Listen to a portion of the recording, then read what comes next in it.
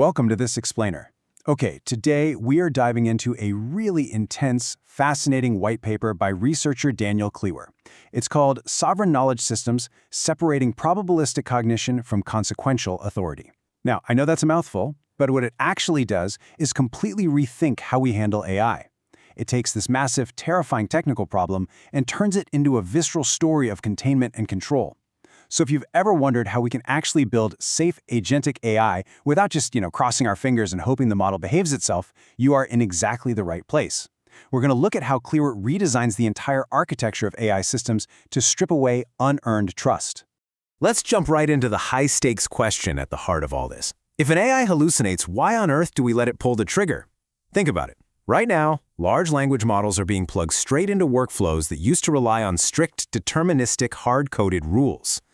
But an AI is probabilistic. You give it the exact same input, and tomorrow, it might give you a totally different output or spit out completely incorrect information with, frankly, supreme confidence. So throughout this explainer, we need to treat the AI model like an untrusted traveler carrying potentially chaotic, hallucinated ideas. If it has the capacity to hallucinate, it should absolutely never have the power to pull the trigger on a real-world consequence, like, say, sending a sensitive client email or moving money out of your bank account. And this brilliantly illustrates the cure to ungoverned AI. Notice that disastrous conventional loop? Observe, think, act. In that standard setup, the exact same component that thinks is the one that acts, which means an erroneous thought instantly becomes a potentially damaging action. Yikes. Klewer says we need to move entirely away from that. Instead, we insert a heavily fortified pipeline of strict border controls. It becomes observe, think, propose, and then full stop. After that, an entirely separate, isolated system must step in to authorize, act, verify, and record. To really make this work, we have to change how we view the AI's mind entirely. We need to look at it through the chaotic, almost unsettling lens of abstract expressionism. The central idea of this whole architecture is that the model itself is just an untrusted epistemic component. It's allowed to reason, to propose things, to hypothesize, and even to be completely wrong. But it does not become the root of trust for the system. We essentially accept the chaos of the cognitive mind, but we trap it tightly inside a box. Which brings us to a deeply unyielding rule, delivered with almost Soviet realist rigidity, the authority non-equivalence principle. It simply states that no probabilistic inference, no matter how confident the AI is, no matter how capable the model is, and no matter how plausible the action seems, constitutes authorization. Period. Cognition is fundamentally not authorization. Think of the AI like a brilliant but highly erratic intern. They can draft a proposal with absolute confidence, sure, but they can never ever sign the final check. The AI literally cannot unilaterally grant itself the power to do anything. All right, now we are entering the absolute core focus of this explainer, the 9-stage trust sequence. This is the exact, rigorous path an idea has to travel to become a real action in a sovereign knowledge system. We're talking about a strict pipeline of 9 heavily fortified checkpoints. An idea must travel from basic knowledge compilation, trudge through the AI's chaotic cognition, and make it all the way to strict execution and evidence logging. And the key here? Every single step between these stages is a strict trust boundary. It's not just a casual workflow step. So let's break that down. First up, we have the epistemic steps. This covers the source knowledge, how it's compiled, retrieved, and then fed into the model for cognition, which ultimately results in a proposal. This is that chaotic domain we talked about, where the model lives. The big question here is simply, is the belief actually correct? Inside this zone, the model can hallucinate, think, and propose all at once, but remember, it holds absolutely zero real-world power. Any proposal generated here is treated as completely untrusted.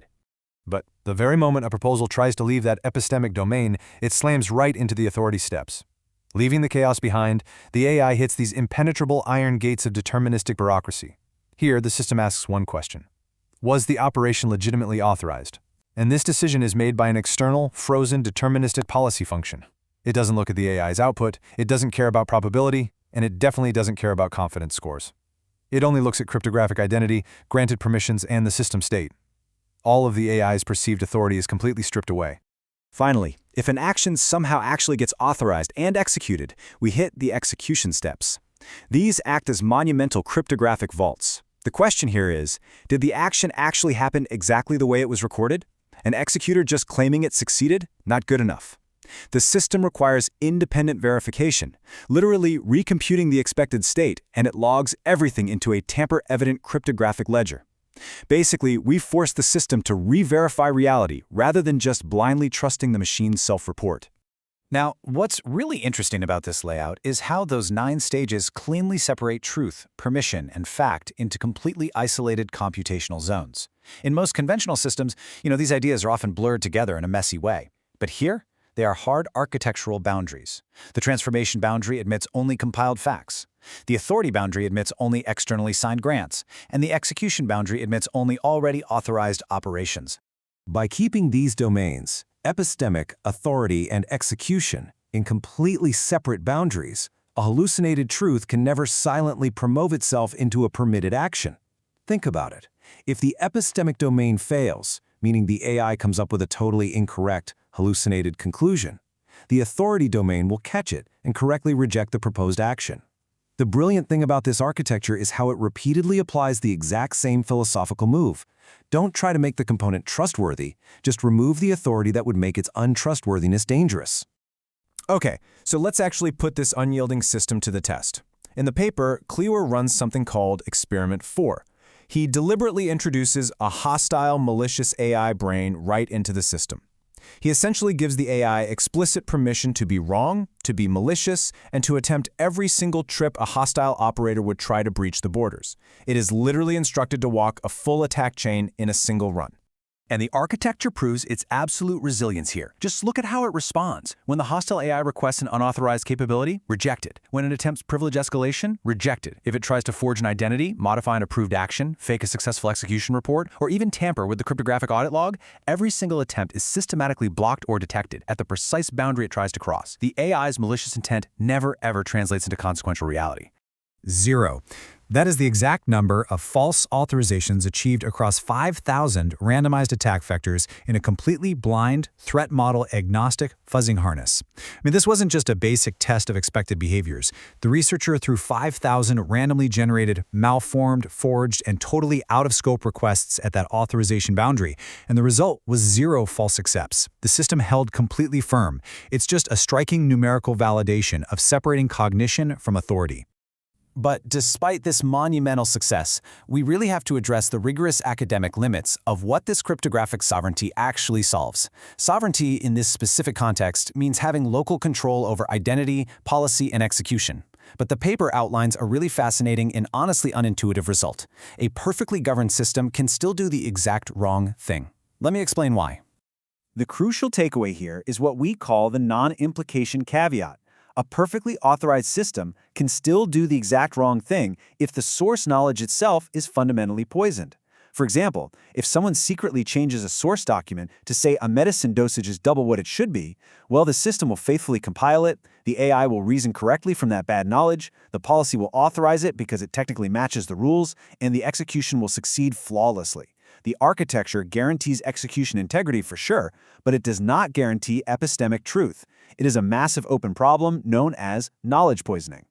And this final provocative thought perfectly summarizes our explainer. Do not trust the model. Trust the execution protocol.